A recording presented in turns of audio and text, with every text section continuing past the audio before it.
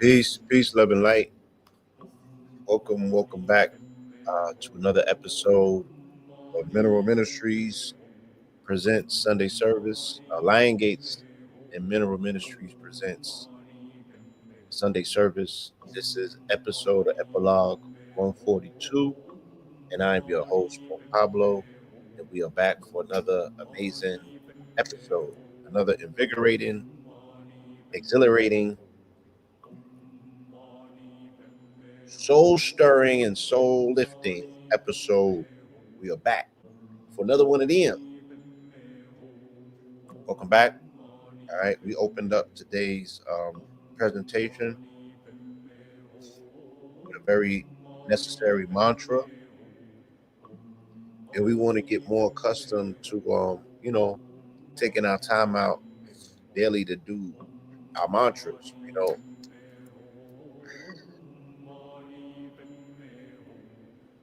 Because mantras have a very positive healing modality on our body.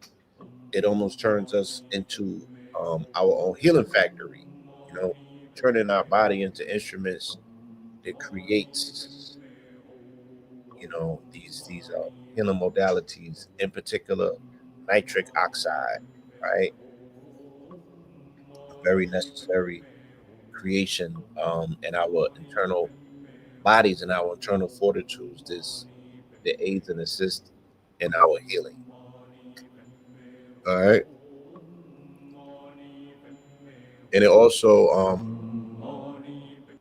proper application of doing our mantras of joining along with the mantra, it could potentially put you in a theta state, which we know as being in the zone, right? And there's specific modalities to achieve the highest level, right? The highest extraction that you can get from participating in one of these meditations or what have you, locking the tip of the tongue to the roof of the mouth, right? While you do your humming, right? And it creates a closed circuit, and you're able to circumambulate this energy, almost like this Kundalini energy, rising it up the spinal column, okay, taking it over our crown chakra, and then regurgitating or looping it through our energy centers so we can replenish our body with the necessary energy that's needed. We can wake up these vital organs. And again, the production of nitric oxide does so many amazing things in the body, right? These are the states that we want to be in when we approach topics such as what we're doing today. You feel me? Which is delving into scripture, you know what I'm saying? Taking a footstep into spirit realm, things of that nature. Um, being open and receptive, right? Doing our best to do our best. Yes, purging out the noise, you know, becoming comfortable with your own voice, your own hums, your own noise, your own ability to generate a frequency. So today's the winter solstice, 12/21, a very propitious date, you know what I'm saying? Celebrated around the world, acknowledged as the still point, the day of the dead when it comes to solar activity. Our sun, our beautiful sun, um, it's at its lowest point today, and it will remain there for 3 days still as it recalibrates and recharges itself. Metaphorically, they speak about this particular day and time. If you would fast forward yourself to the story of Jesus, and it's normally attributed, what they attribute to the period in time for Easter, that's what's taking place right now, right? When the son died, he was put in a cave for 3 days, and then he resurrected on the third, right? This is the analogy that can be best explained by utilizing the aspect of the SON as the SUN, and that SUN, right? It dies at its lowest point. It achieves its lowest point and is stationary at that lowest point for 3 days. Once again, as it recalibrates, it recharges to go back on its ascension, back on its trajectory, its upward trajectory, right? And that's what's considered a new year. That's what's considered a new cycle, the rebirth of the sun. The sun is metaphorically and mythologically the sun, which is the astrological sign Leo. The motif for Leo is the lion, is taken down in the winter months, or in the fall months, right? By the Scorpio first, who stings the heel, and then the archer, which is Sagittarius, does the final blow with the arrow, and they metaphorically kill the sun, or the killing of the king ceremonial ritual, and then they put that king or that sun in a grave for 3 days. Those 3 days can also be understood as the winter months, of which we have the acronyms Capricorn, Aquarius, and Pisces. All right. So shout out to all of the Capricorns out there in the building. We are in goat season, and sea goat season for that matter. And yeah, there's so much that we can sit here and just do the unpacking and the unraveling of the mythology that surrounds this particular day in this period of time, and it will help us understand a lot about religion. It will help explain a lot about these mythologies. It will help explain why these narratives so succinctly overlap one another, that being the SON and that being the SUN. You know what I'm saying? We know that the sun in the sky is our source of life. We know that the sun in the sky, it has redeeming qualities. We know that life on this planet would not be possible without the sun in the sky. I can't say the same for Jesus. And no disrespect, I'm just saying that Jesus as an idea, as a concept, was introduced 2025, 26 years ago, and this planet has been around for millions of years. So if people have survived on this planet by being sustained by the SUN, by the sun, and not necessarily by them making a cosmic pact with the SON, then we can say that it's not necessary to sustain life on this planet. You don't have to worship Jesus Christ.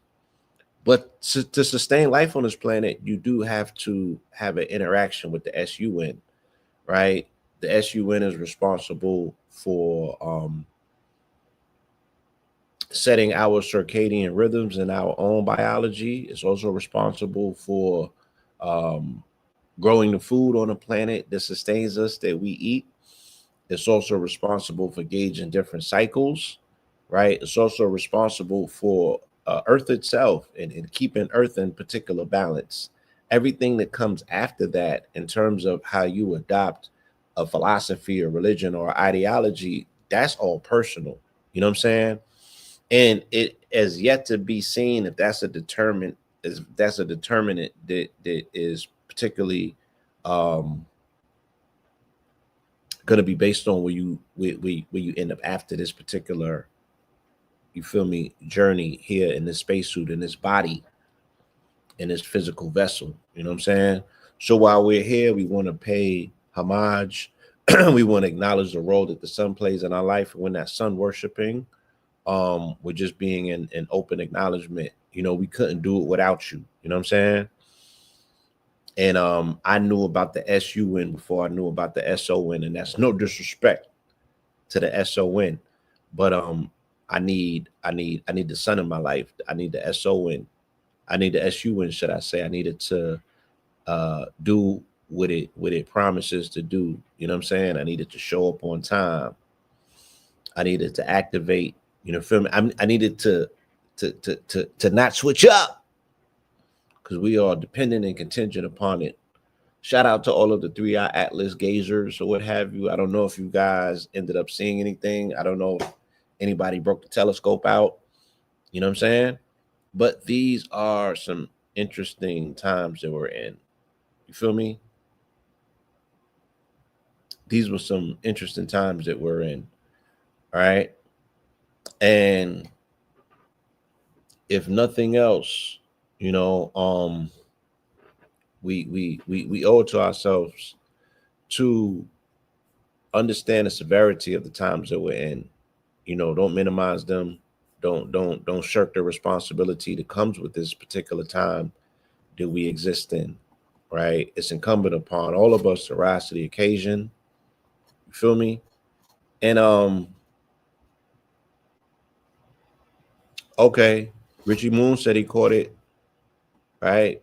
Was there anything that was like super prominent about it, Richie, that you want to share? Was it a particular, did it look blue through the telescope? Right? Has anybody been experiencing um anything interesting in their dream states that they want to share? Has anybody been experiencing anything in their physical reality that just doesn't seem up to snuff that they might want to share?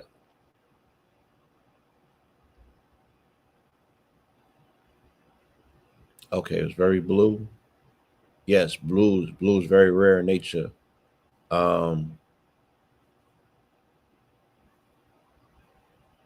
yes. So, welcome back once again. This is Lion Gates Ministry, Mineral Ministries presents Sunday service. I am a host, Pablo. This is Epilogue 142. Today's presentation is titled "The Solstice Voltage." Right? Because we're here, we're at that pinnacle point, the death of the sun. We are now in Capricorn season. We're officially in winter, right? And we are going to be, for the most part, bearing down in winter and preparing for springtime.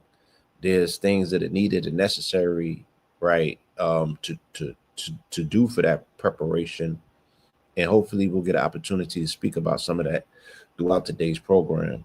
Okay, creative juices and sex drive. Oh, okay, all right.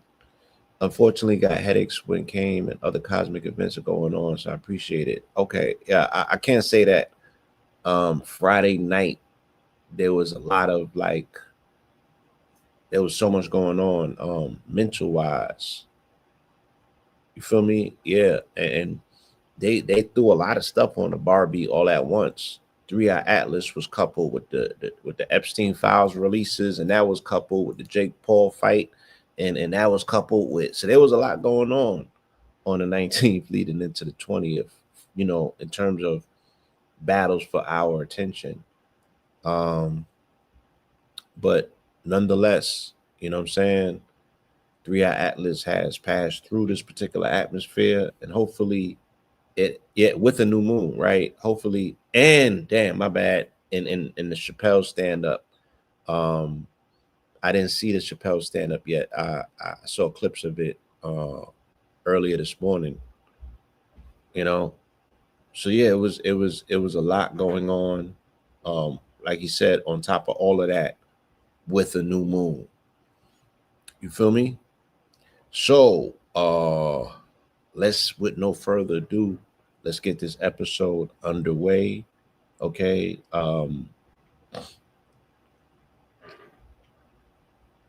Mineral Ministries is non-denominational, mostly conversational, sometimes confrontational.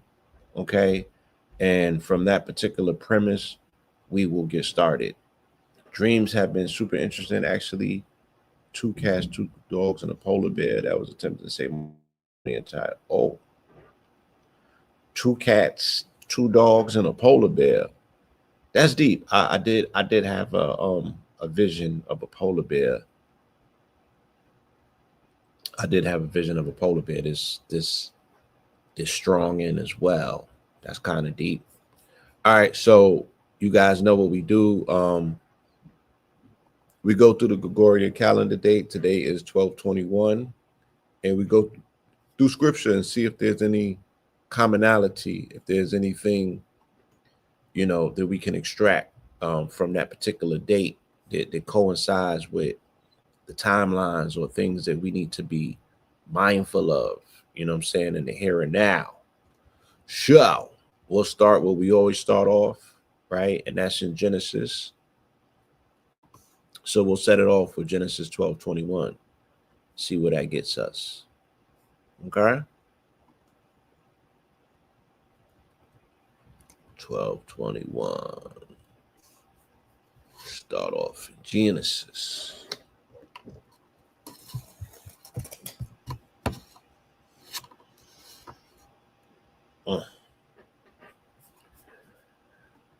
Okay. Let's take this one out.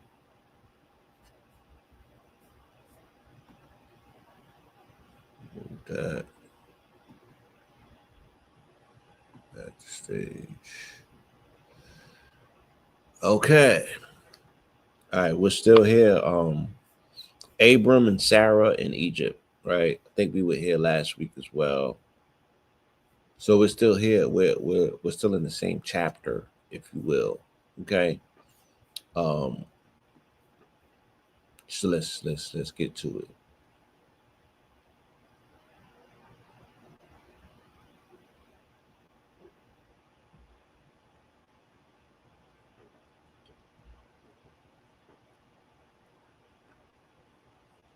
He denies Jesus while wearing his symbols. I don't know who they talk about.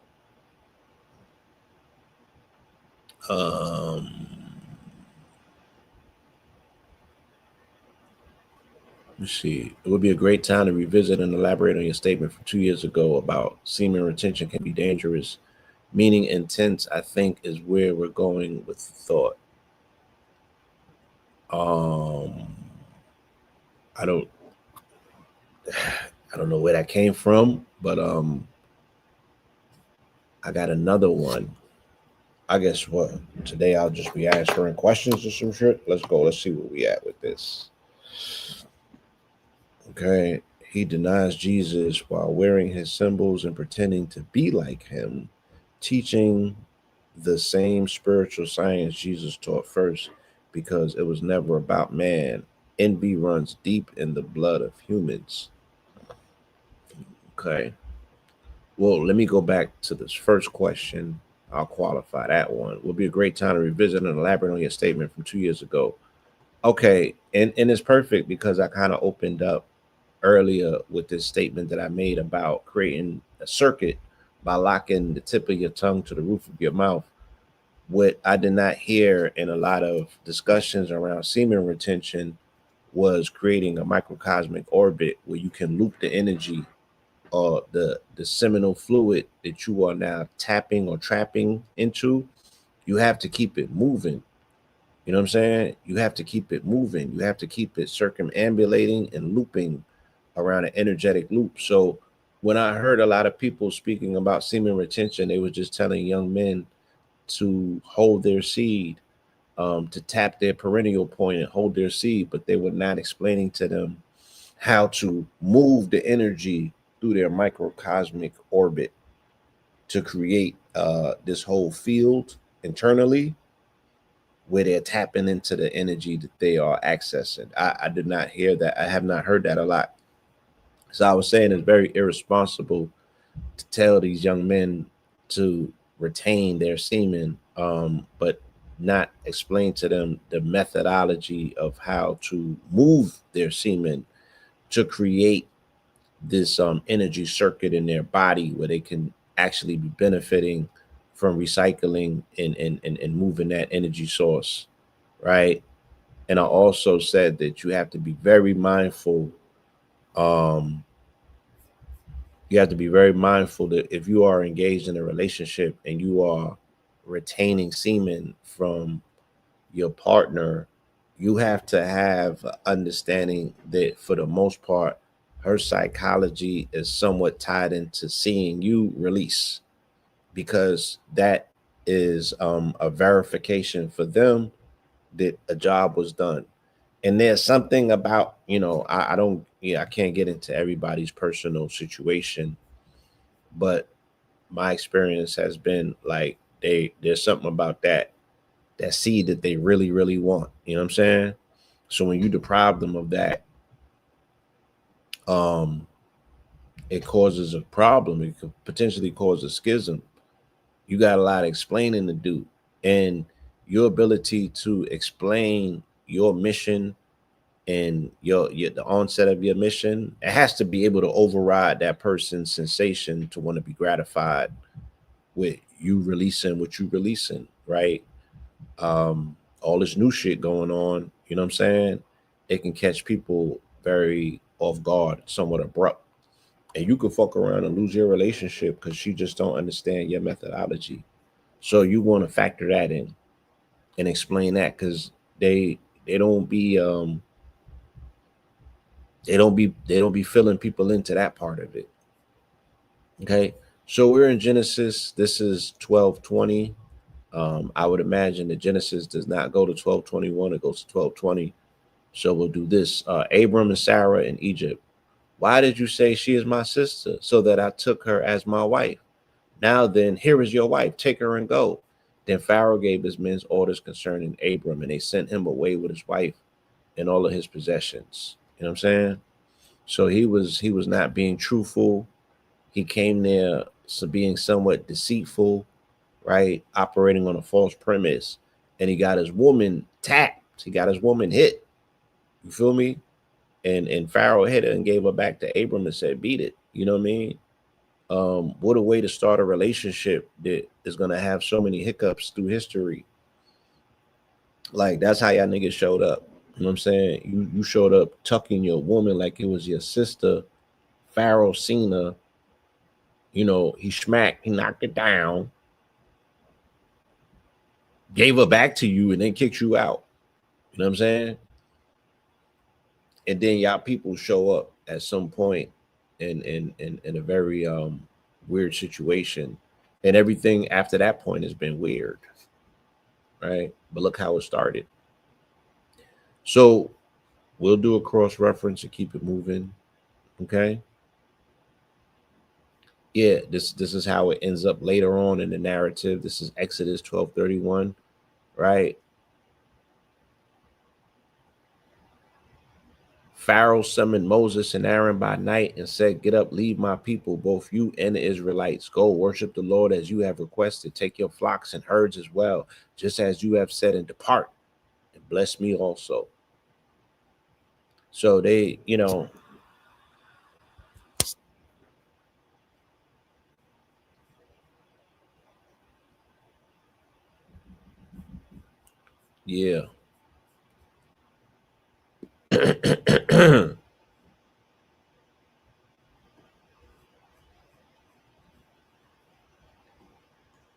All right, let's keep it moving.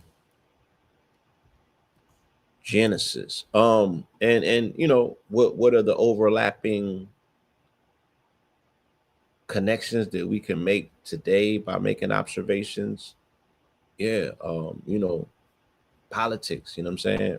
People are out here playing these games, dangling all of these carrots, all of these rewards to get people caught up in entrapment, if you will. They're moving on false premises. They're just not keeping it real. And there's repercussions to pay for that. You know what I'm saying? Exodus 12:21, the feast of unleavened bread. You are not to eat anything leavened, eat unleavened bread in all of your homes. Then Moses summoned all of the elders of Israel and told them, "Go at once and select for yourselves a lamb for each family and slaughter the Passover lamb. Take a cluster of hyssop, dip it into the blood in the basin, and brush the blood on top and sides of the door frame. None of you shall go out the door of his house until morning." Right? So they're speaking about the Passover ceremony, the ritual, or what have you. And Passover ritual was them taking the blood of the lamb, putting it over their door. So when God came on a genocidal campaign of killing the firstborn of the Cometians, he would skip over his own children, his great great great great grandchildren. You would think that he would know who they were, right? But nah, but nah.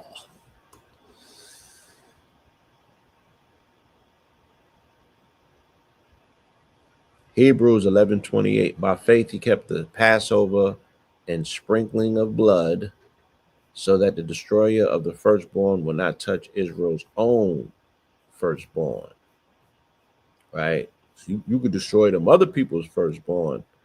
So are they not your children as well? Right? Are the children of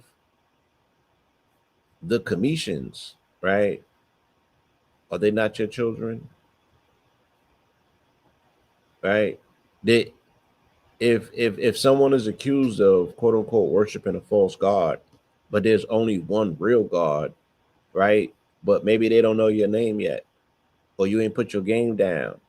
Are they still not your children, right? Oh, but God only had a chosen people up until this time, and all of these other people on the planet was just freestyling. They was just there off on their own. Leviticus. All right, so we don't got a 12:21 in Leviticus, so we flipped it, we inverted it, and we're going to read 21:12 instead. Holiness required of priests. He must not go near any dead body. He must not defile himself, even for his father or mother. He must not leave or desecrate the sanctuary of his God, for the consecration of the anointing oil of his God is on him. I am the Lord. The woman he marries must be a virgin. Okay, so this is for the Levitical priests. For you to be a priest, these are the things that you must abstain from or what have you. Okay. Notice they priests ain't like the Catholics, right? They could get married. Okay. So when we're speaking about this oil, this anointing oil, this chrism oil, right? This also can be looked at, young men, when we're speaking about semen retention and creating a microcosmic orbit. That oil can be looked at in some circles as seminal fluid, right? Some circles they'll look at the oil and say that's chrism, that's seminal fluid. You know, in some settings they'll say that that's yeah, I don't know if I could use these words, precum, things of that nature, but it's a golden elixir. It's a anointed oil. You feel me? And you find it at the crown of the head. The way that you get it there is by passing it up Jacob's ladder or your spinal column by creating this pump at the coccyx where you're shooting this fluid, Kundalini energy, up your spine to the crown of your head, and you're circulating it through the navel down, and then you're creating this microcosmic loop. The more that you refine that oil, right? The more that you refine that oil, the more refined that oil becomes. And that gets you closer and closer to enlightenment or Christ consciousness. You can do it in this physical body, right? Through much practice. Leviticus 8:10. Next, Moses took the anointing oil and anointed the tabernacle and everything in it. And so he consecrated them. He sprinkled some of the oil on the altar 7 times, anointing the altar and all of its utensils and the basin with his stand to consecrate them. He also poured some of the anointing oil on Aaron's head and anointed him in order to consecrate him. So as we look at this conflict in the quote unquote Holy Land that's taking place right now, we know that the majority of it is focused on the Al Aqsa Mosque or the Temple Dome, right? Where they intend to build the third temple. And one of the, we know that in order to keep the consecrated priests out of the temple, out of entering the east gate of the temple, which is what they're instructed to do, they said that once the Muslims took over Jerusalem, they built a cemetery in between the East Gate and quote unquote Mount Olives, where the return of these Mashiach or these messianic figures is supposed to take place. So they can't walk through the high priest, right, of which Jesus is supposed to be the high priest, right?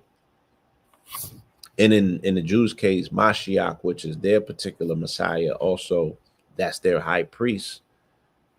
They cannot be exposed to any, if they're exposed to dead bodies, it defiles them. So they can't walk through a cemetery and make it through the East Gate. So they had to, this is where Numbers 19 comes in. This is where the red heifer comes in. This is where their ceremonial ritualistic sacrifice of the red heifer and burning the red heifer to a crisp, what they call Holocaust, right? When you burn something to ash, the definition of that, or the word that goes with that, means Holocaust. That's what the word Holocaust means. So, yeah, when they were able to create the ash from the red heifer and mix it with water, as they did this past summer, that was the elixir that was utilized to quote unquote absolve the priests. It's an absolution ritual. So it was something that they utilized in order to purify the priests so they can do the necessary things that's needed to institute the rebuilding of the third temple. And that's where we're at, in our historical record right now. And that's why they over there doing what they're doing to them people. Okay.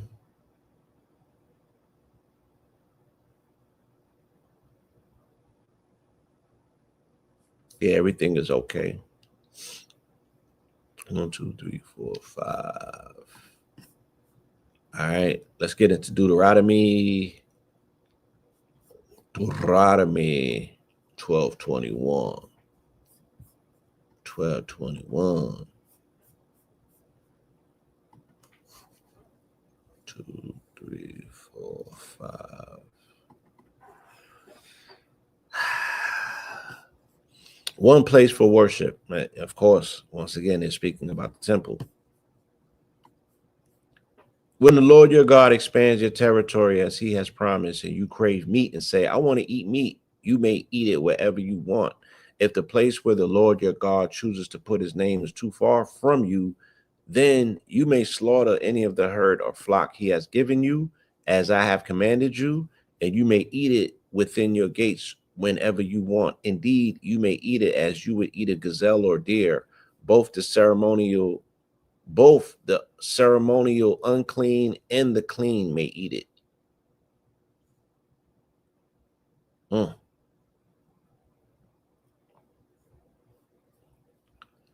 All right. So we'll do another cross reference. Leviticus 17:3.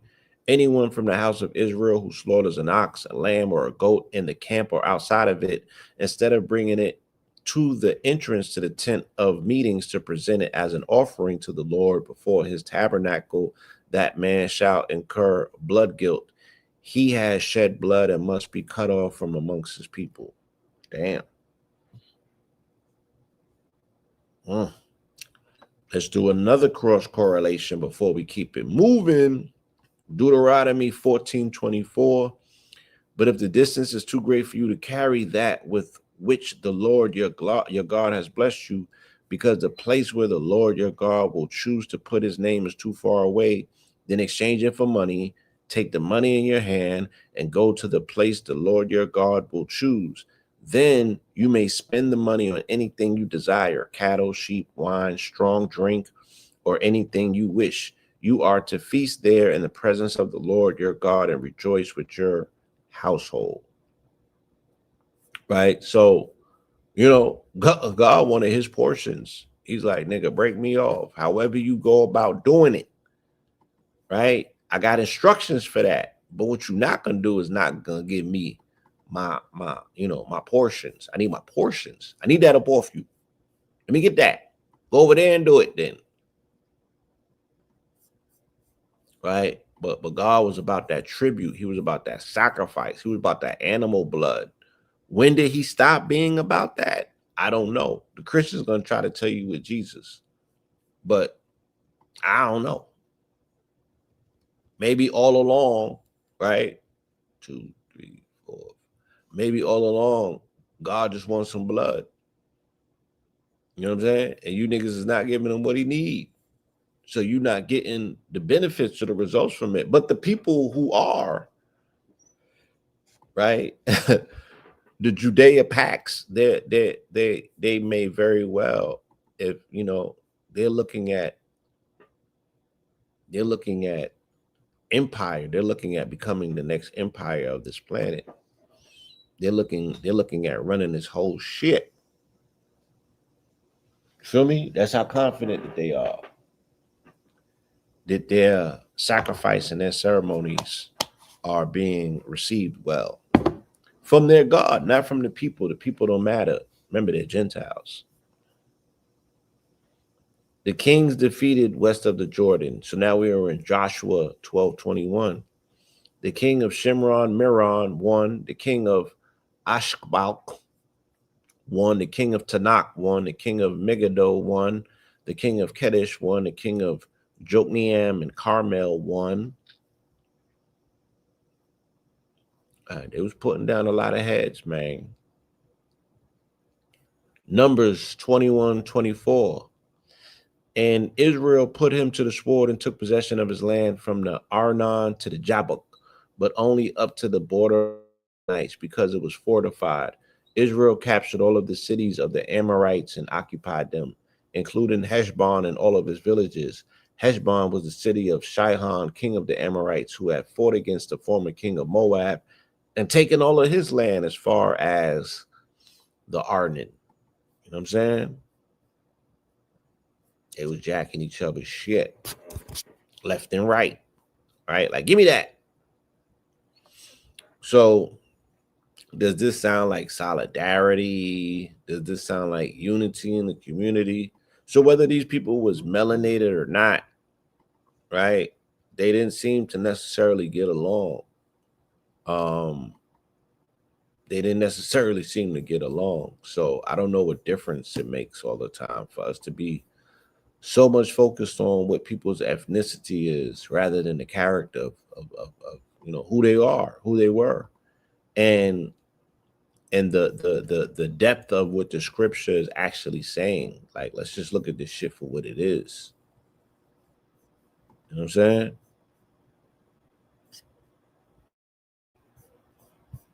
If these sound like your people, if these sound like your people, then they're your people. But if they don't sound like your people, then maybe they not. Feel me?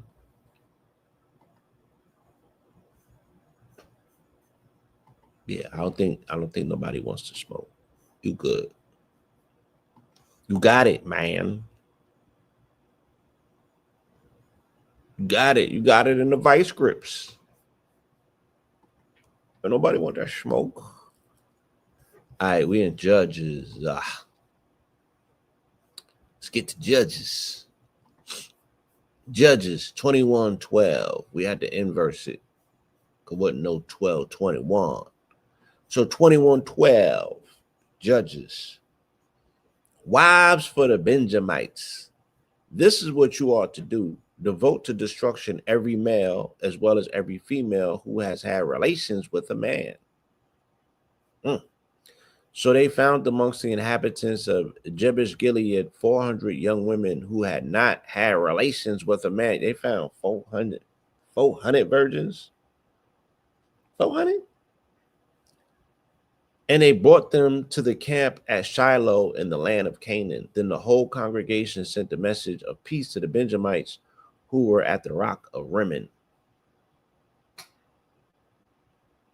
Talk about a way to make peace.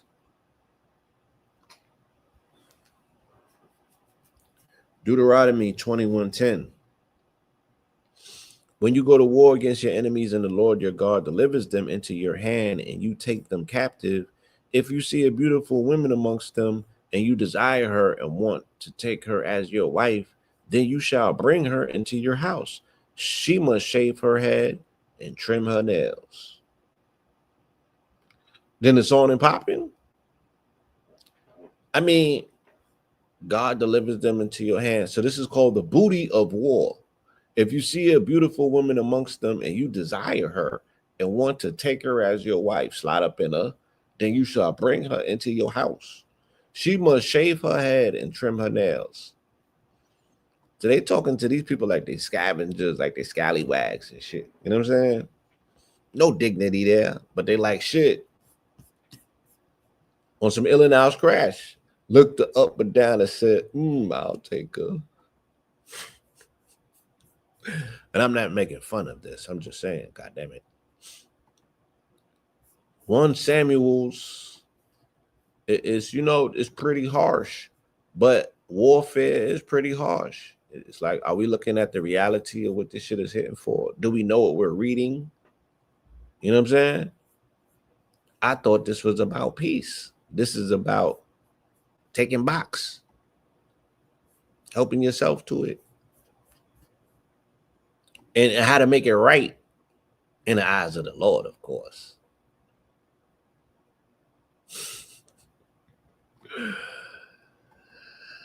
1 Samuel's 12:21, Samuel's farewell address.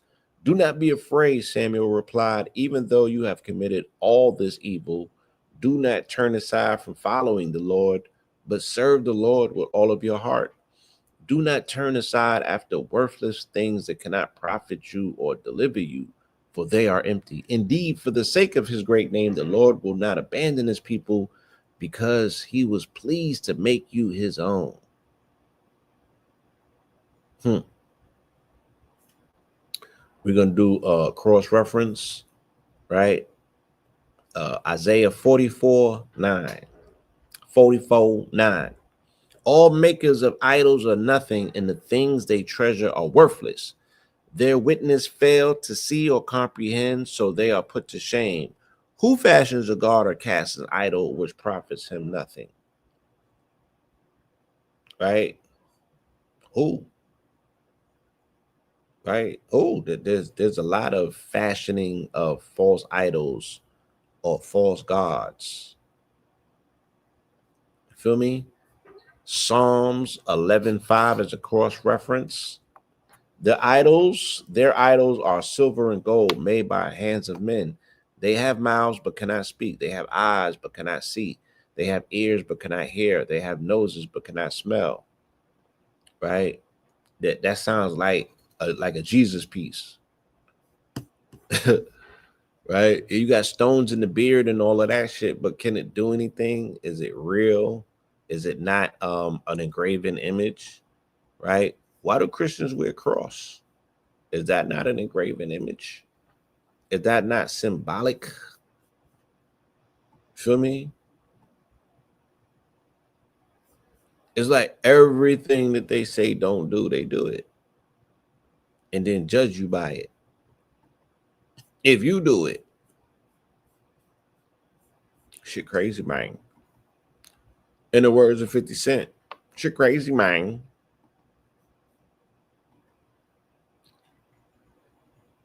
Um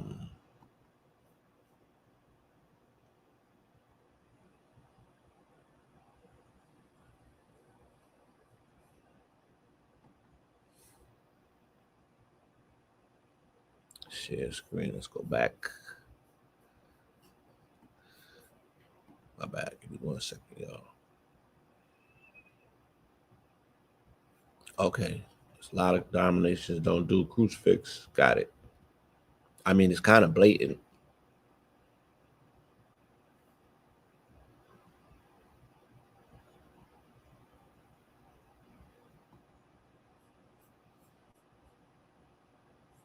One Kings 12:21, Shemaiah's prophecy. Okay.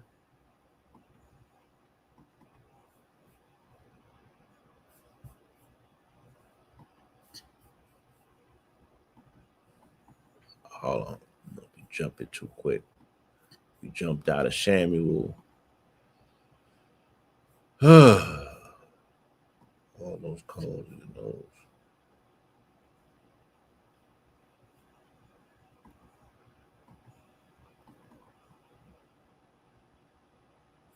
1 Kings 12:21, Shemaiah's prophecy. When all Israel heard that Jeroboam had returned, they summoned him to the assembly and made him king over all of Israel. Only the tribe of Judah followed the house of David.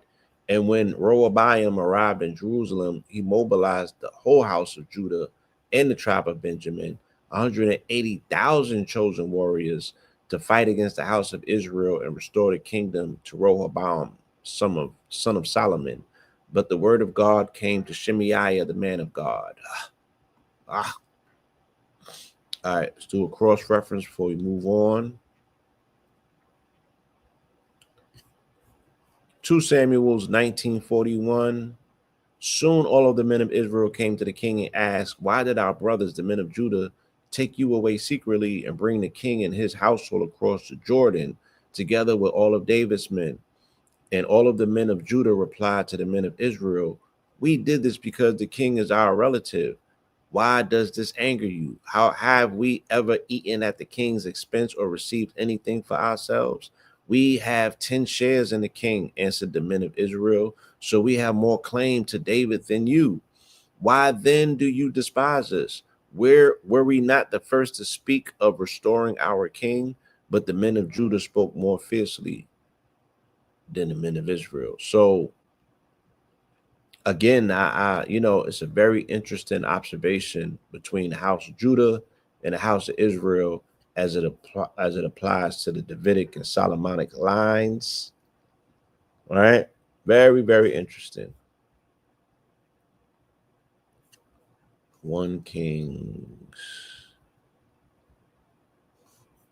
Let's see what we got here.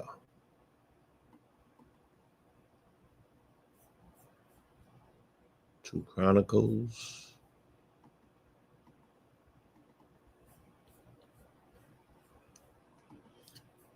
1 second, y'all.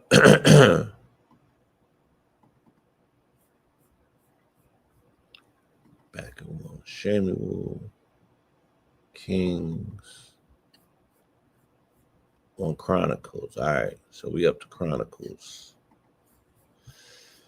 Let's get back in it.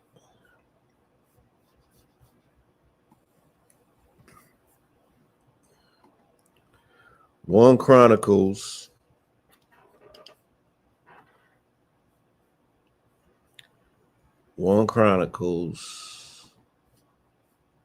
Let's see. Rolling the dice here. Yeah, I'm good. 1 Chronicles, right?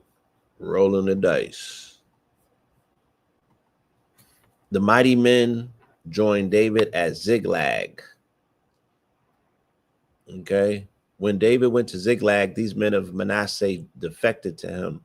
Adnah, Jozabad, Jediael, Michael, Zozabad. There's another one. Okay, there's another Jozabad. Elihu and Zelatah, chiefs of thousands in Manasseh. They helped David against the raiders, for they were all mighty men of valor and commanders in the army. For at that time, men came to David day after day to help him until he had a great army, like the army of God, right? They didn't know about Uriah the Hittite, you know what I'm saying? How David was spinning his greatest warriors and sending them to the front line because he literally wanted the booty. But, let's do a cross reference. 1 Samuel's 30:22. But all of the wicked and worthless men amongst those who had gone with David said, because they did not go with us, we will not share with them the plunder we recovered, except for each man's wife and children. They may take them and go. But David said, my brothers, you must not do this with what the Lord has given us. He has protected us and delivered into our hands the raiders who came against us. Who will listen to your proposal? The share of the one who went to battle will match the share of the one who stayed with the people. Right? So again, this is it sounds very Romanistic, like if you've seen the movie Gladiator and shit like that. But this is the reality of war, right? They split the booty at the end. Feel me? And that's women and children. Yeah, it may be riches and what have you. It may be holdings, but it appears that the greatest capture is that of actual people. And that's what they was into. Right? Let's be under no illusions. This is the continuation of the conquest of hegemony, of empire, of dynasty. Just because we've painted we're coloring it in religion. Don't be dismissive of exactly what it is that you're looking at. You're looking at the conquest of empire. This is the old school Pax Judacia, as opposed to the latest version of what empire looks like, empirical conquest. Why women? Of course, they birth life.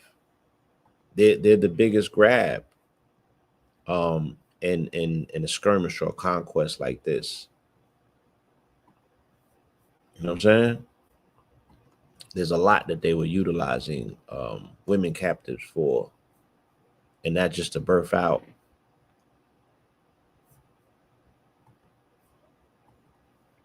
A whole situation. Proverbs. I got 2 proverbs here. Get one out of there. Give me 1 second, y'all. I'm attempting to find 2 Chronicles before we move on. 2 Chronicles. Let's get it, y'all. 2 Chronicles. Numbers, Kings, Proverbs.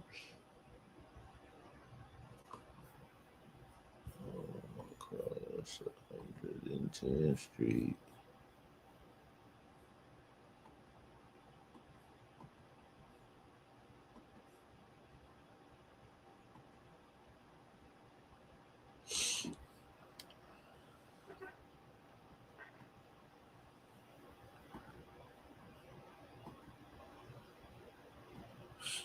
Job,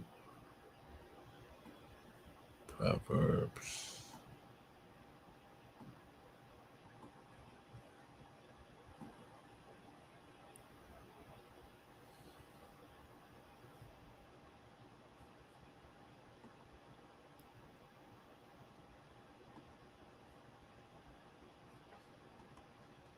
The women and the children.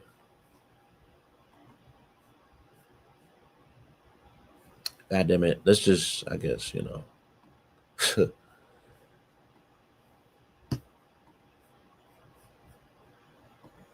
want me to get into Job. I'll get into Job.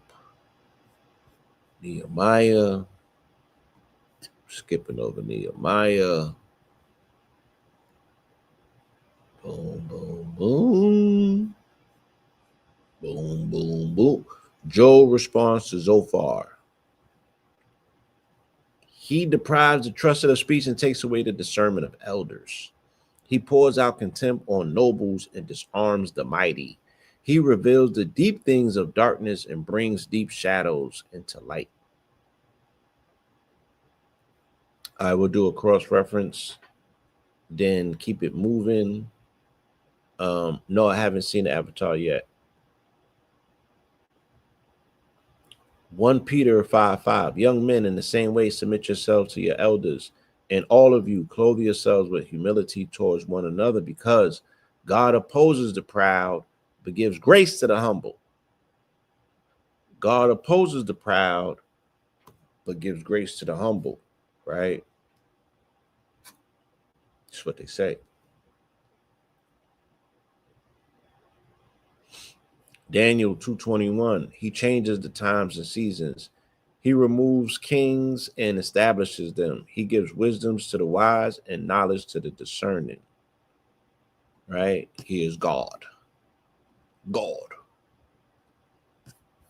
All right. So we out of Job. Let's take Job off the screen. Let's go into Proverbs.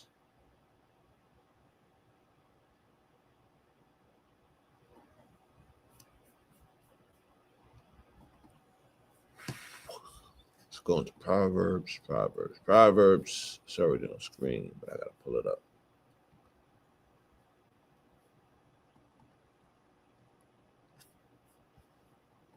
At Job. Proverbs. Come on. Come on. Psalms, cool. I need Proverbs. There we go. All right. Take Joan. Move from studio at the stage. No. Move from studio at the stage. Proverbs. Love and discipline and knowledge. Love and discipline and knowledge, right? Deceit is in the heart of those who devise evil, but the counselors of peace have joy. No harm befalls the righteous, but the wicked are filled with trouble. Lying lips are detestable to the Lord, but those who deal faithfully are his delight. Right? So I don't know why the good guys finish last, if according to scripture, you know what I'm saying? There's a special place for you niggas in heaven. I have no idea. I don't know why good guys finish last. If they saying all of this is what the Lord is looking for, then the good guys should be finishing first. Isaiah 3:10, tell the righteous it will be well with them, for they will enjoy the fruit of their labor. Woe to the wicked, disaster is upon them, for they will be repaid with what their hands have done. Right? So yeah, why doesn't society protect, the small fry, the small guy who's doing everything by the book, who's actually believing these words and attempting his best to live their lives by them, and then they become the mockery of society, Mr. Flanders and them, the nigga with the overalls. They be laughing at them. But they want to hold on to scripture.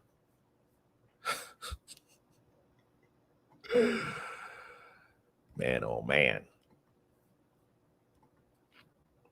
Right? And it would appear, right?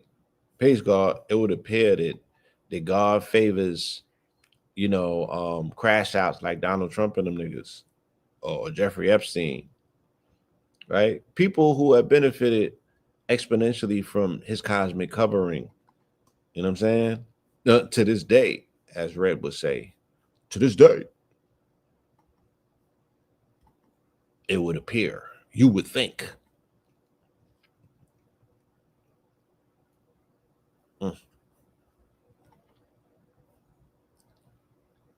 All right, come on, man. 2 Jeremiahs. Only need one. Only need one, Zia.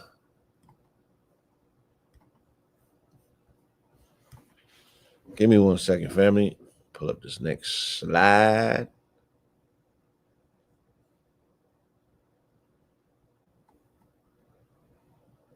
Across 110th Street. The same one.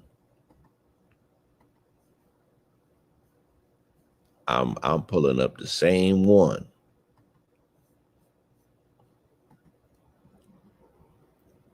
Yeah, y'all read the Epstein files. He was getting it in. Somebody was protecting him. Where was God in all of this? Right? Who gonna protect them babies? Damn sure want God. Federal government. Right? Who are we looking on to be judge, jury, and executioner when everyone else turns a blind eye and wants to look away at the devilishment that the devils are doing? You feel me? Like, who's the guardian of the people? Who's gonna make sure that the people is good? Who's gonna save the people from all of the bad guys? All of them rich bad guys that have been benefiting so much from the largesse that's only allegedly provided to those who are righteous? Shit makes no sense. Shit makes no sense. He was jugging on Wall Street. Let's go to Jeremiah. Jeremiah 21:12. Who cares about them? Somebody cares about them. I might not care about them. Somebody cares about them. You know what I'm saying? Somebody cares about them. We just got to be honest with ourselves. To me, it don't change nothing.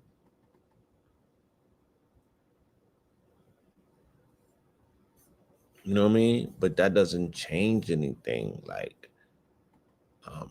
how I look at it, I'm just resigned to it because it's not news to me necessarily. We've been researching and studying this stuff almost forever, so it's just a lot of confirmation. But it's like, and what do the people expect? Like, what are they? What was their game plan? What are they gonna do now? What were they gonna do to begin with? I'm like, it's a lot of nothing. Where do you take it from? Where do you take it from here? You know what I'm saying? How does people supposed to find any aspect of remedy or redress? They don't have a plan of action. They don't have a plan of action. Because if anything, you gotta wait to vote to get these people out of office. If that, if it has implicated politicians, if it's implicated titans of industry, how do you uncouple yourself from industry? You know what I'm saying? Especially with the people being so exposed right now and being so reliant upon industry for everything that they do in their lives. It's like, all right, they can show it to you. What you gonna do about it? What you gonna do about it? You gonna ask corrupt politicians to charge corrupt politicians, right? That's the remedy that we're looking for. Where's God in all of this? Where's God as the great judge and the executioner, right? and the principality of peace. Where's God in all of this?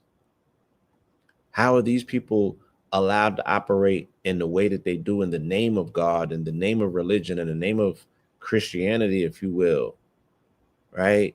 And be so openly opposed to the things that they say that they stand for, right? Where's the redress? Where's the remedy? Where's the answer to these questions? Jeremiah. Did we do Jeremiah? Message to the house of David. Let's just go to Jeremiah. Stuff is all over the place.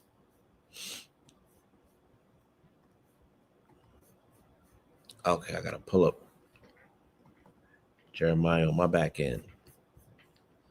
Keep pulling up Isaiah for some reason.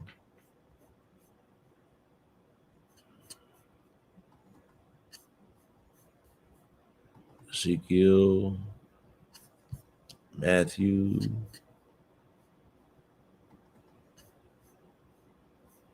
Jeremiah, message to the house of David. Moreover, tell the house of the king of Judah to hear the word of the Lord. O house of David, this is what the Lord says: administer justice every morning and rescue the victim of robbery from the land of his oppressor. Or my wrath will go forth like fire and burn with no one to extinguish it because of their evil deeds. Behold, I am against you who dwell above the valley, atop the rocky plateau, declares the Lord. You who say, who can come against us? Who can enter our dwellings? Right? Isaiah 117. Learn to do right, seek justice, and correct the oppressor. Defend the fatherless and plead the case of the widow. Where are these people at? Where are these people at? Where are the volunteers that want to uphold the mantle of the covenant? Where are these people at who want to be counted amongst those who are doing the work? Right? Where are these people at? Children of the Most High God. Where they at? Psalms 82:3. Where they at? Defend the cause of the weak and fatherless. Uphold the rights of the afflicted and oppressed. Rescue the weak and needy. Save them from the hand of the wicked. Who would be the wicked today? And what are we saving them from?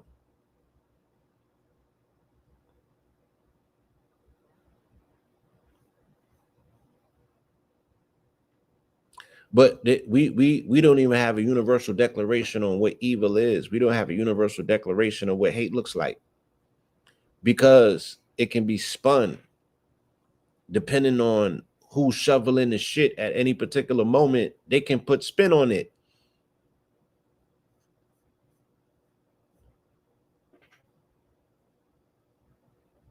Amos 5:15 as a cross reference: hate evil and love good, establish justice in the gate. Perhaps the Lord, the God of hosts, will be gracious to the remnant of Joseph. Right? Where are the good people at?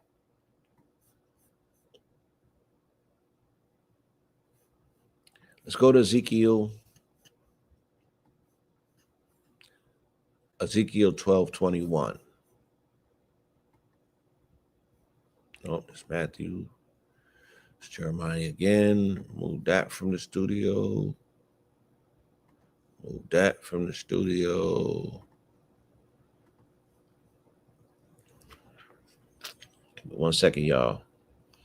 Yeah, so if we're looking at an administration that we can say is wicked and evil, once again, that's subjective, right? It's subjective to how we feel and what our observation is of it, because there are probably people who have voted for this person that says, I don't see any evil. I see him fulfilling the mandate, right? So it's subjective to say what's evil or who's evil or what's fair or what's unfair. These are not universal precepts that are agreed upon across the board, right? It's almost like shit. If you winning, you know what I'm saying? You get to make the rules as you go along, right? You get to make the rules as you go along. And that's what we're witnessing. So where, once again, how do you see divinity when you look in the mirror? Like, who are you speaking to confirm the things that you feel, if those things are contradicted by the very religion that is, fueling society or giving it is they live glasses? Like, look at reality through these rose colored glasses. It's like, nah, I don't see reality the same way that you see it. You feel me? I give myself permission to see it for what it is, as opposed to how you are attempting to present it to me, because that shit don't make sense, and it don't add up, and it don't pan out. You feel me? So what are we left with? What are we left with? And who are the heroes, man? Like, who's going to bat for the people? Who's putting it all on the line? You feel me? These are the things that we need to know. Oh, because the world is getting dark. And we are now officially, in the dark night of the soul. We're in the darkest months. Feel me? We are in the darkest months. If something were to happen, quite possibly it would happen during these dark moments, these dark periods, these dark nights of the soul. I want to read Ezekiel 12:21, the presumptuous proverb. Again, the word of the Lord came to me, saying, Son of man, what is this proverb that you have in the land of Israel? The days go by and every vision fails, right? The day goes by and every vision fails. Think about that. You know? So as the days number, as we get closer and closer, right? The things that they keep telling us are promised for us or supposed to happen, they become further and further. As we become closer and closer, they become further and further, you know? And people are looking for all of these man-made dates, on the calendar for change. And they're putting the premise of change, they're putting the efficacy of change, they're putting the actual covenant of change into institutions like voting, like the midterm elections, things of that nature. If you found out that these niggas was doing to these children what we know that they doing, you waiting for the elections? That's what you got us all worked up and hyped up for? Hmm? Come on, son. Come on, son. Let's do a cross reference and keep it moving.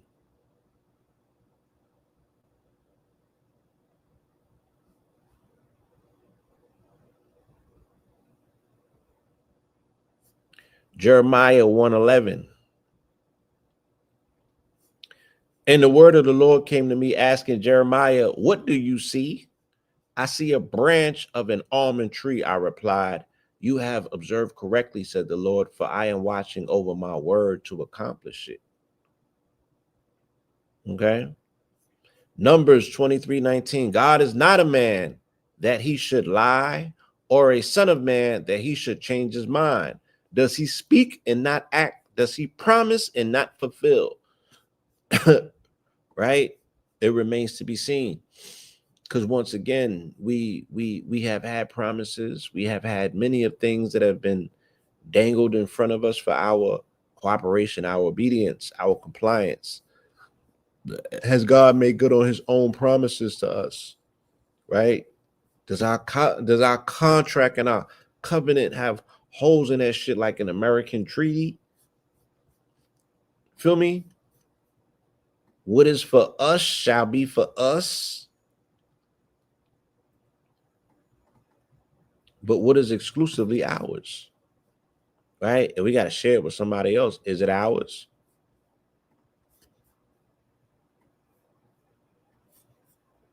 Matthew 12:21. Right? God's chosen servant. A bruised reed will not break, and a smoldering wick he will not extinguish. Till he leads justice to victory. In his name, the nations will put their hope. Then the demon possessed man who was blind and mute was brought to Jesus, and he healed the man so that he can speak and see. Right? So, many miracles this man is known for. You feel me? But the things that God has promised his people, right, which are not necessarily miracle based, oh, you got to wait on that shit like watching paint dry. You feel me?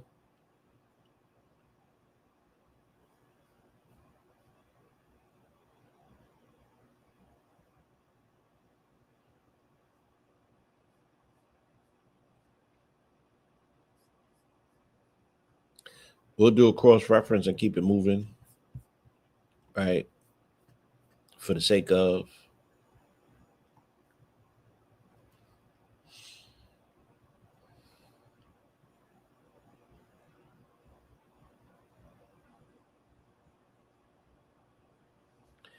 Isaiah 42:1. Here is my servant whom I uphold, my chosen one, in whom my soul delights. I will put my spirit on him, and he will bring justice to the nations. He will not cry out or raise his voice, nor make his voice heard in the streets. A bruised reed he will not break, and a smoldering wick he will not extinguish. He will faithfully bring forth justice. We still waiting. We's still waiting. All right, let's go to Mark. We's in Matthew.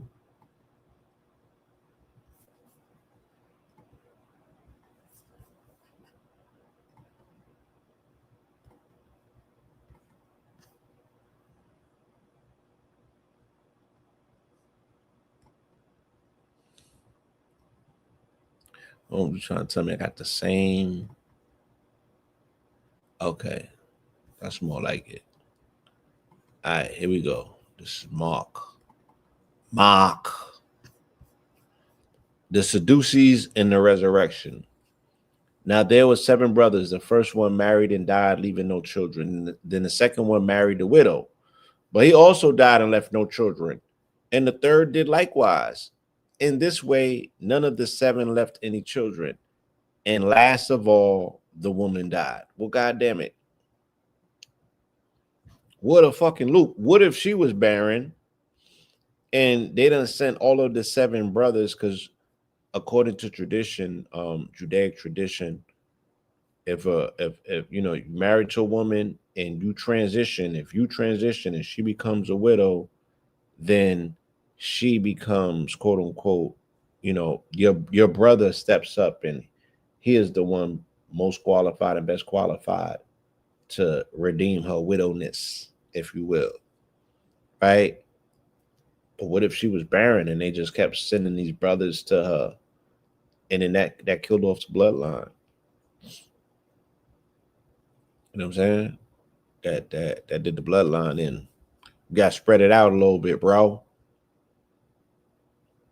Deuteronomy 25:5 as a cross reference. When brothers dwell together and one of them dies without a son, the widow must not marry outside the family. Her husband's brother is to take her as his wife and fulfill the duty of the brother-in-law for her. The first son she bears will carry the name of the dead brother so that his name will not be blotted out from Israel. Right? These the traditions, my nigga. Once again, if you're saying that this is who you are as a people, do you also observe these traditions? You feel me? Do you observe these traditions? Luke 12:21. And if not, why? Inquiring minds want to know.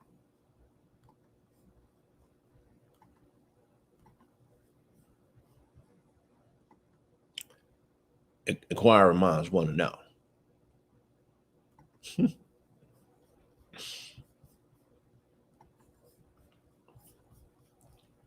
All right, let's keep it moving. I think we're going to Luke. We're going to Luke. All right. We're almost there too, y'all. We're almost there. We ain't got much further to go.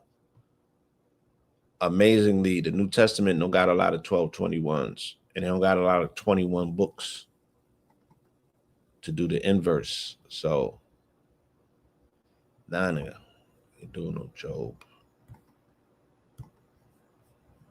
So we almost there. We walking them down. We almost there, y'all.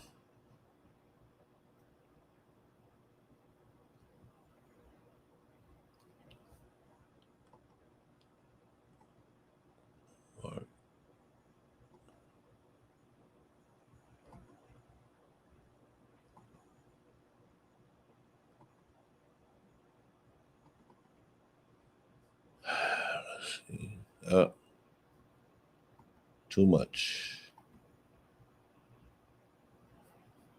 Nah, I didn't see the Chappelle show. I didn't see the Chappelle specials. I did not see Chappelle talking about Sabi. I seen Sabi pop up in the whose documents did Sabi pop up in? Diddy? I think I seen Sabi pop up in the Diddy stuff the other day, which is no surprise to me because he dealt with a lot of people. They said that he was dealing with Cassie's herpes. Him and Cassie and Diddy was treated by Sabi, they said, for herpes. Uh, and I believe that if that's the case, because Sabi dealt with a lot of them. You know what I'm saying? Sabi dealt. I mean that's initially why Sabi was dealing with Left Eye. I don't know if everybody don't know that or if the story has been told or you know what I mean, but that's why Left Eye was there. And we actually now that I got my Know the Ledge Media YouTube back, we've had that YouTube since 2008, I believe. So if you go on there, there's lectures on there with Left Eye doing lectures about this on our channel. You know what I'm saying?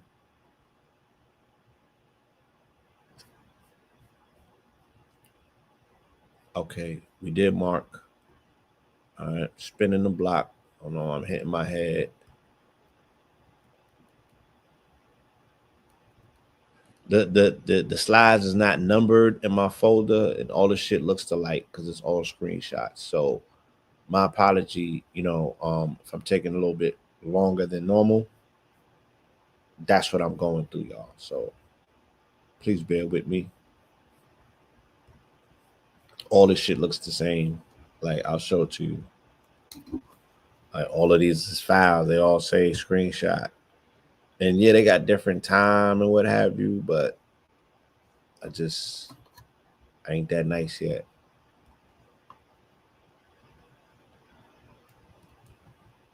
Yeah, I'm gonna check the Chappelle show, the Chappelle special out, but I did not catch it yet. Not yet. Oh, we don't want songs. Society loves taking people down. Yeah, dude. Yeah, dude. I mean, you would think that people love being taken down by society as well. Like that's the way that the shit shapes up. There's certain ways that you do things, and there's ways that you don't do them, especially if you're not concerned with the repercussions or you think that you're above the law. And anyone who is operated in that capacity of moving with that mindset, you know it when you see it. You like, okay, cuz got way too comfortable. Cuz really, bought into this notion that he was an untouchable, that his money really spoke every language on the planet. And that's not always the truth. You know what I'm saying? That's not always the truth. And you find out in the most unimpressive ways in public in front of everybody else. And that's just, I don't think that nobody wants to go out like that. But, what are you engaged in? What's your threshold factor for the bullshit that you are actively engaged in? Some of that shit can be overlooked. Some of it can be forgiven. Some of it can be swept. But there's certain things that you just gonna have to answer for. certain shit gets too heavy.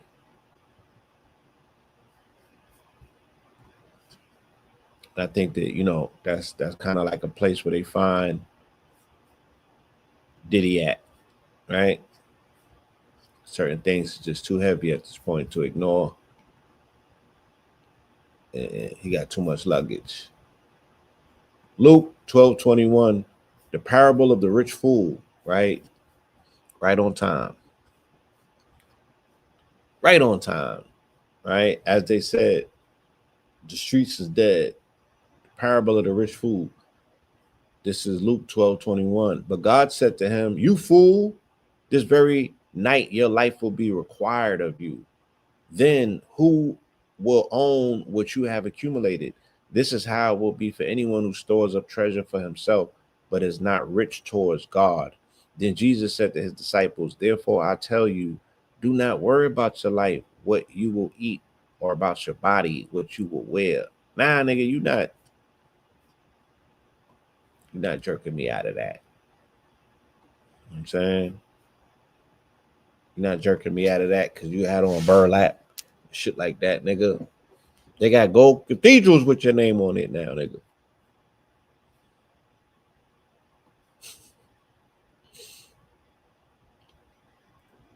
James 5:1. That's how they finesse them, right? Come now, you who are rich, weep and wail over the misery to come upon you. Your riches have rotted, and moths have eaten your clothes. Your gold and silver have corroded. Their corrosion will testify against you and consume your flesh like fire. You have hoarded treasure in the last days. So what about the nigga who gets $1 trillion paycheck? Like, shouldn't he be forced to bust it down in the name of spiritual oneness? Hmm? How about that?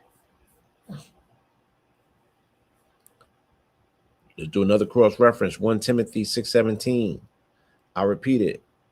1 Timothy 6:17.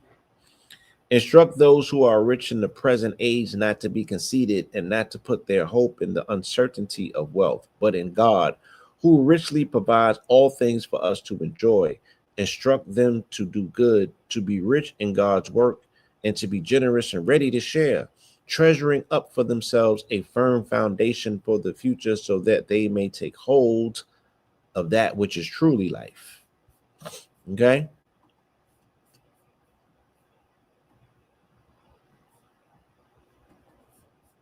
So, mm, let's go to John 12:21. I think we got John pulled up over here somewhere. There we go. John 12:21. Jesus predicts his death. Now there were some Greeks amongst those who went up to worship at the feast. They came to Philip, who was from Bethsaida in Galilee, and requested of him, "Sir, we want to see Jesus." Philip relayed this appeal to Andrew, and both of them went and told Jesus. It's like, nigga, you got some company. Let's do a cross reference. John 1:38. Jesus turned and saw them following. "What do you want?" he asked. They said to him, "Rabbi," which means teacher, "where are you staying?" "Come and see," he replied. So they went and saw where he was staying and spent that day with him. It was about the 10th hour.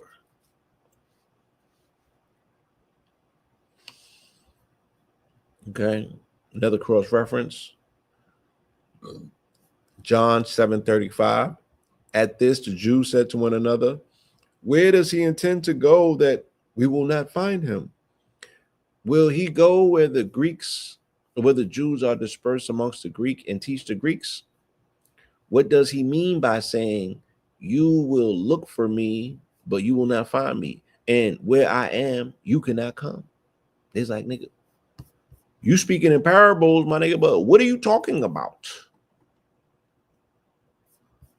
Acts 12:21. I think we have that pulled up as well. All right. That's from the studio.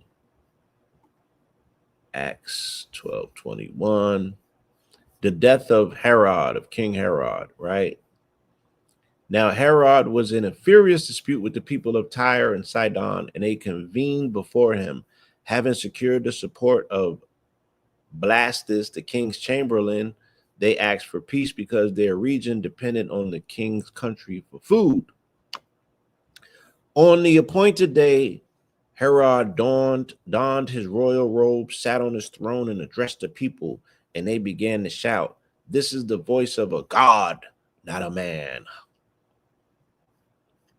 He who feeds you is your God." Daniel 4:30 to 4:32, the king exclaimed, "Is this not Babylon the Great, which I myself have built as a royal residence by the might of my power and for the glory of my majesty?"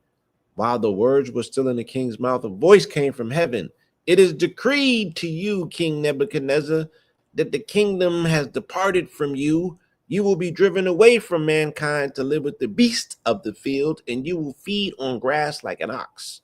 And 7 times will pass you by until you acknowledge that the Most High rules over the kingdom of mankind and gives it to whom he wishes."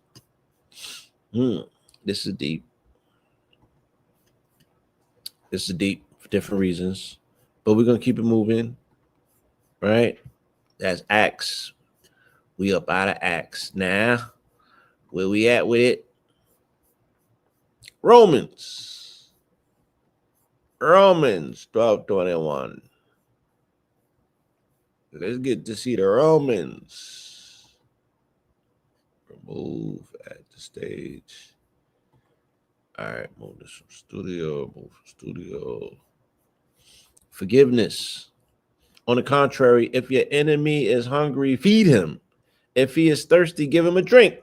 For in doing so, you will heap burning coals on his head. Do not be overcome by evil, but overcome evil with good. Right? So even in the midst of you doing battle with someone, even when you are sour on their very existence, you know what I'm saying? If you have an advantage over them, like I was reading Anthony Joshua's recounting of his fight with Jake Paul, and he knew in the last round that he had him beat. You know what I'm saying? And he said that he was going to devour his soul. So he moved in for the kill, right? But he did it with a level of graciousness, right? Knowing that you can do ultimate damage to a foe or someone who you have under your foot. You know what I'm saying? They're saying that you should then practice an aspect of mercy or humility or things of that nature, and the reward for that will be putting you in a better position. Nigga, step on them niggas, okay? Step on them niggas. Because I hate the movies where you almost kill the foe and you go on a monologue or some shit like that, or you go down and tie your shoelaces and the nigga hit you in the head with a pan, and then it be extending the movies and the shit could have been over in the first 15 to 20 minutes. So don't be him in that movie. If you got him on the ropes, finish him. Finish him. And then you could get all motherfucking, you could get all philosophical after the fact, but finish the job, nigga. That's the problem with evil, is that the shit don't be stomped out or don't be stamped out. Like stamp the embers out. Don't even because you could you could stamp the fire out and turn your back on the embers, and them shits can go and create a whole forest fire. I'm using that as an analogy to say when we don't stomp out evil, when we don't finalize and finish our foes, just a glimmer of light, a glimmer of hope gives them an opportunity to spin the block. Don't do that shit. If anything, when they got to update, they got to update the book every now and then. We need a council of Hydea or niggeria. I don't know, nigga. Something. We need something to go back and remove certain shit that don't work for niggas. Like that passage right there. 1 Corinthians 12:21. The body of Christ. As it is, there are many parts, but one body. The eye cannot say to the hand, I do not need you, nor can the head say to the feet, I do not need you. On the contrary, the parts of the body that seem to be weaker are indispensable. Yes, destroy your enemy completely. So all parts are needed and necessary. And let's use this analogy to speak about community. You know what I'm saying? Like, we may look down on the person that does the laundry, but in the community setting, not don't be sitting there telling me you got to wash and dry in the house and you don't go to the laundromat. Let's think about if you lived in a community and you lived in a studio apartment and you didn't have a laundromat in your crib. You know what I'm saying? Just the things that we might look down on or we might consider inconsequential, they play a very particular pivotal role in society. Like, I grew up in the city, so I didn't have a lot of preference for farming or for farmers. You know what I'm saying? I look down on them. You feel me? I'm like, well, what do we need that shit for? Everything that we need comes out of the supermarket. Like, who buys food from the farm? You know, shit like ignorance. Ignorance, me not knowing the particulars of society. And sometimes the things that you don't see, the most inconsequential parts of it, play the most important part. The milk delivery man, nigga, is a pivotal part of community. The person that bakes bread, you know what I'm saying? The little nigga that's throwing the newspaper in the morning. All of these things are important. And not to say one is more important than the other, but they're needed and necessary. So just like that, like, your appendix is a part, your clavicle is an important part of your body. Let a nigga cut your earlobe or some shit like that. How it might fuck your whole day up. You know, these things all have a part to play. You could take a follicle, a cuticle of my hair, and this shit has fractal information about my whole personal being. You can take a skin cell and reduplicate me. Everything plays a part. Everything has a level of importance. Yeah, you lose your pinky toe and you can't walk, nigga. You off. You know what I'm saying? That tooth is all the way in the back of your mouth. I bet that shit will sideline you for a long goddamn time. Let something happen to that wisdom to let that shit crack. Can't do nothing. But you got muscles, my nigga. Right? You big and mighty. But that little overlooked part of you will sideline you and sit your ass down. Let's keep it moving.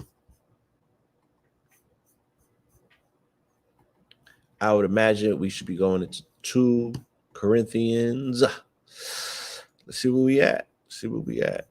All right, we got Acts already. Damn it. 1 Corinthians. We got a 1 Corinthians. 1 Corinthians, 2 Corinthians. Concern for the Corinthians. That's 2 Corinthians. I'm finna pull it up right now. Right? Just had a little bit of patience with me. We are almost finished. Right? Almost hitting that 2-hour mark. Thank you for hanging with us and sticking around and sticking it out. And, you know, we're almost here.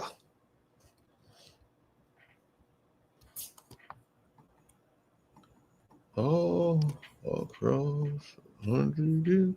Yeah, we almost across 110th Street. 2 Corinthians. Concern for the Corinthians. For I am afraid that when I come, I may not find you as I wish, and you may not find me as you wish. I fear that there may be quarreling, jealousy, rage, rivalry, slander, gossip, arrogance, and disorder. I am afraid that when I come again, my God will humble me before you, and I will be grieved over many who have sinned earlier and have not repented of their acts of impurity, sexual immorality, and debauchery. He talking to Diddy himself. He talking to Diddy himself. He like, nigga, when I get back, when I come back, when I spin that block, don't let me catch you faltering. Don't let me catch you with your back turned and your pants down, and you ain't had enough time to repent and say, mercy, mercy, please. But I'll read it again. For I am afraid that when I come, and of course, this is being framed in the voice of Jesus, right? Speaking to the flock about his inevitable return, his second coming, the most anticipated, more than the Detox album, my nigga, more than the Detox album. Yeah, we lived the 3-Eye Atlas, right? So we back to Jesus, nigga, back to the second coming as the most anticipated. For I am afraid that when I come, I may not find you as I wish, and you may not find me as you wish. He's like, I might be a nigga with the bronze hair, the bronze feet and woolly hair and all that. It may be a shocker, a wake up call to you if you've been out here fucking with Caesar Borgia and white Jesus, and I show up as a nigga. I fear that there may be quarreling, jealousy, rage, rivalry, slander, gossip, arrogance, and disorder. I am afraid that when I come again, my God will humble me before you. What God? If you're not God, you still externalize to yourself. I'm afraid that when I come again, my God will humble me before you, and I will be grieved over many who have sinned earlier and have not repented of their acts of impurity, sexual immorality, and debauchery. Let's do a cross-reference before we keep it moving. Ephesians 5:3. But amongst you, as is proper amongst the saints, there must not be even a hint of sexual immorality or of any kind of impurity or of greed, nor shall there be obscenity, foolish talk, or cruel joking, which are out of character, but rather thanksgiving. For of this you can be sure, no immoral, impure, or greedy person that is an idolater has any inheritance in the kingdom of Christ in God. That what they say. That what they say. That what they say. So get right. For time is not, and it's quickly approaching. So I would say, get right. And I'm glad you said that. You said these words speak of the law of mirrors. I literally was going to title today's presentation "The Law of Mirrors" because it's 12:21, and in the 48 laws of power, the 44th one is the law of mirrors. So I like the whole concept of the law of mirrors, and that's I was gonna go there with that today because it's 12:21, and 12 and 21 are mirrors of one another, and 12 times 12 is 144, and 21 times 21 is 441. So they are 44 resonating factors. So today, being that the 44th law of power is the law of mirrors, I was going to name it that. So shout out to my guy for hitting that on his head. Feel me? Hebrews 12:21, an unshakable kingdom.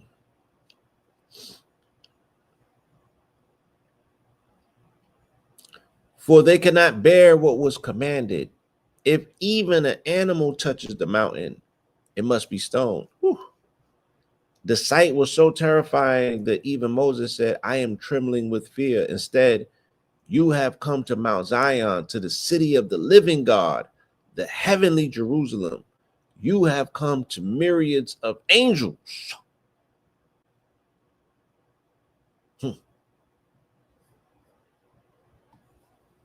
So that mountain was sacred. It was consecrated. It was the meeting point between Moses and the Most High. And nothing was to interrupt that meeting.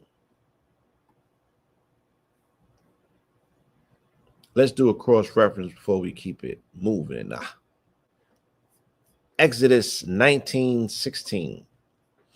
On the third day, when morning came, there was thunder and lightning. A thick cloud was upon the mountain, and a very loud blast of the ram's horn went out, so that all of the people in the camp trembled. Then Moses brought the people out of the camp to meet with God, and they stood at the foot of the mountain. Mount Sinai was completely enveloped in smoke because the Lord had descended on it in fire, and the smoke rose like the smoke of a furnace, and the whole mountain quaked violently. So this had to be a different narrative because they're speaking about Mount Zion, not Mount Sinai. Nonetheless, let's keep it moving. Let's keep it moving. We are almost at the end of today's dissertation. Okay. And we are now officially in Revelations. But Revelations don't got a 12:21. So we had to do the flip and get to Revelations 21:12. Like you said, the law of mirrors. Okay. So let's get there. And this is, this is I like where this is left off at. You feel me? I like where this is gonna leave us at, especially on a day like today, especially during a time like now. You know what I'm saying? This is very reaffirming. Revelations 21:12, the New Jerusalem. That's where we're gonna end off at. Feel me? Triumphant. Salute and shout out to you once again. If you have journeyed with us through any part of 2025, we want to salute you. We want to say thank you. We want to honor you for your dedication to your own spiritual edification and your own education. You know what I'm saying? I want to thank you for taking time out for yourself. You feel me? And hopefully at the end of it all, once we get past all of the complexities, all of the confusion, you know, all of the necessary this and the necessary that to get to where we going. I hope that we all meet up here. I hope to see you all in the New Jerusalem, shining with the glory of God. Its radiance was like a most precious jewel, like a jasper, as clear as crystal. The city had a great and high wall with 12 gates inscribed with the names of the 12 tribes of Israel and 12 angels at the gate. There were three gates on the east, three on the north, three on the south, and three on the west. Feel me? Let's see if we can do a little math right here. Ezekiel 48:31. The gates of the city will be named after the tribes of Israel. On the north side, there will be three gates: the gate of Reuben, the gate of Judah, and the gate of Levi. On the east side, which will be 4,500 cubits long, there will be three gates: the gates of Joseph, the gates of Benjamin, and the gates of Dan. On the south side, which will be 4,500 cubits long, there will be three gates: the gates of Simeon, the gates of Issachar, and the gates of Zebulun. Right? And yeah, those gates, the conversation and the mentioning of those gates again, as we put the emphasis on the East Gate or the Golden Gate. You know what I'm saying? Surah 12, the Golden Gate, the third temple, the Temple Mound. As they shift into Holy Week coming up next week, you know what I'm saying? And they put all this emphasis on all of these different sites that are now sites of conflict. You know, we need to be mindful once again of that third temple, because that's what all this all of this fighting and confusion and all of the stuff that they've been keeping up, it's all about that. It's all about that third gate or that third temple. 1221, we'll do a cross reference in the Quran real quick before we keep it moving. All right. Um, this is from Surah Yusuf, the 12th Surah, 21st ayat, right? Let me start in 20.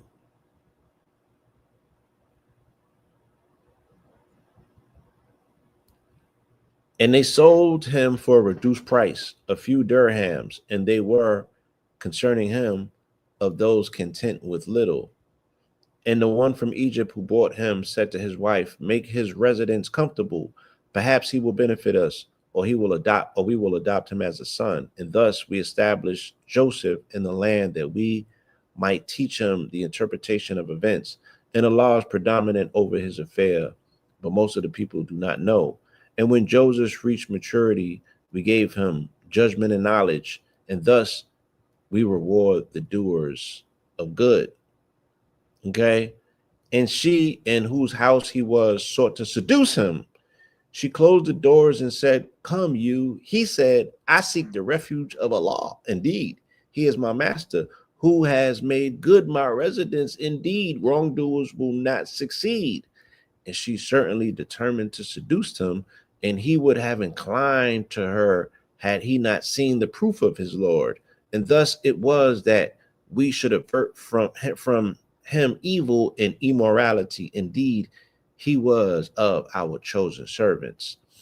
And they both raced to the door, and she tore his shirt from the back, and they found her husband at the door. She said, what is this recompense of one who intended evil for your wife, but that he be in prison or painful punishment? Joseph said, it was she who sought to seduce me. And a witness from her family testified, if his shirt is torn from the front, then she has told the truth, and he is of the liars. But if his shirt is torn from the back, then she has lied, and he is of the truthful. So when her husband saw his shirt torn from the back, he said, indeed, it is of the woman's plan. Indeed, your plan is great. Damn. Talk about seduction, right? Talk about that tea. You feel me? Yeah, shout out to Joseph. He held that shit down. You know what I'm saying? He definitely was being tested. He definitely passed that test, though. You know? So yeah, some powerful narratives from, you know, the biblical texts or what have you. You feel me? And we've had an amazing show today. If you find it in your heart of capabilities and possibilities, make a donation if you will, right? Let me put this cash app up because y'all did me wrong last Sunday. I'm gonna tell you straight up, y'all did me wrong, and it's all good. I took it in jest, but goddamn, y'all did a nigga wrong. Miss Harvey 917 is the cash app. All right, and again, that concludes another amazing presentation. Another amazing presentation of Mineral Ministries Presents Sunday Service. This is Epilogue 142, the Solstice Voltage, right? Yeah, and once again, it has been an honor, right? It's been an honor to get in front of the family and be able to exchange this information, this time, this energy, this contemplation, this consideration, all of these things that we are able to afford ourselves the opportunity to share with one another. I want to say thank you once again, from the bottom, from the top, and from the middle of my heart. All four valves. I want to say thank you. I appreciate you. You guys don't know how redeeming this is every Sunday, how important it has become, and in my weekly affairs. So yeah, I want to say thank you, right? And I appreciate you. Tequila, I haven't made it to the bookstore yet, but I'm going down there in the next few days. So either or Red has made it before me, so I will consult with him. I'm supposed to see him later, I believe. So I will inquire with him as to whether he has retrieved what you sent for us to the bookstore. Once again, shout out. I got more information coming in the next few days dealing with our farming operation. All right. And yeah, I'm excited to share that with you guys. I've moved into this farmer phase of my life. I'm growing things, and we are actively being participants with the co-creation process of this universe, putting seeds in soil, watering it, and watching it grow. Right, the beauty of being able to feed ourselves. You know what I'm saying? The beauty of being able to feed our community, the beauty of being able to operate as uh,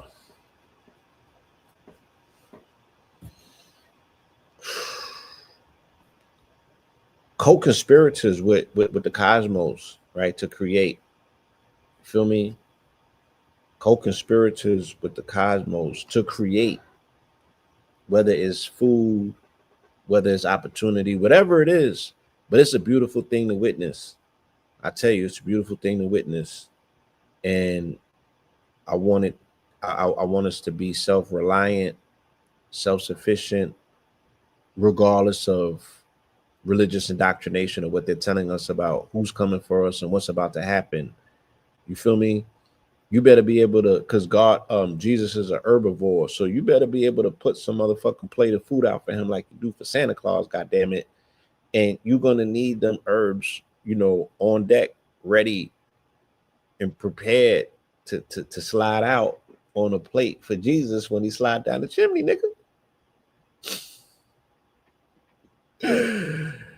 You know what I'm saying? So, but I'm excited. Like I said, growing microgreens, mushrooms, you know what I'm saying, and a bunch of other robust foods.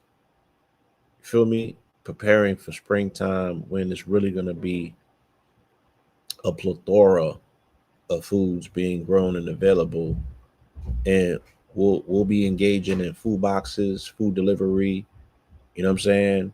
But this is, once again, it's also a way to activate families wherever you're at on this continent, and ultimately at some point throughout this planet, throughout this globe, you'll also be able to participate and get in the game, and do your in in home farm.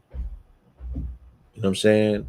And hopefully be able to turn your farming into finances at some point, where you're not only just sustaining yourself and you're sustaining your family and your immediate environment, but once you get into surplus, then you can start knocking on doors.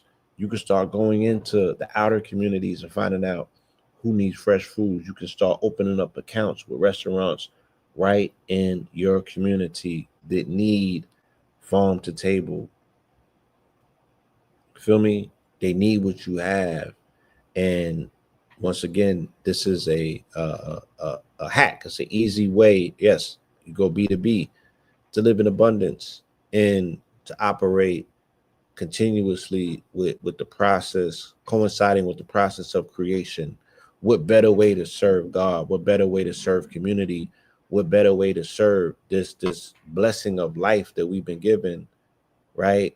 But to spend time also co-creating not just physical children, but raising food, you know what I'm saying, or raising livestock, and making things accessible and possible so we don't be on our knees, hand and knees, begging from the government once they have the opportunity to spin the block and play this game that they seem so hell-bent on playing. So with that, y'all, I want to say thank you once again. I appreciate you. And God willing, I will see you next Sunday or before that. Peace.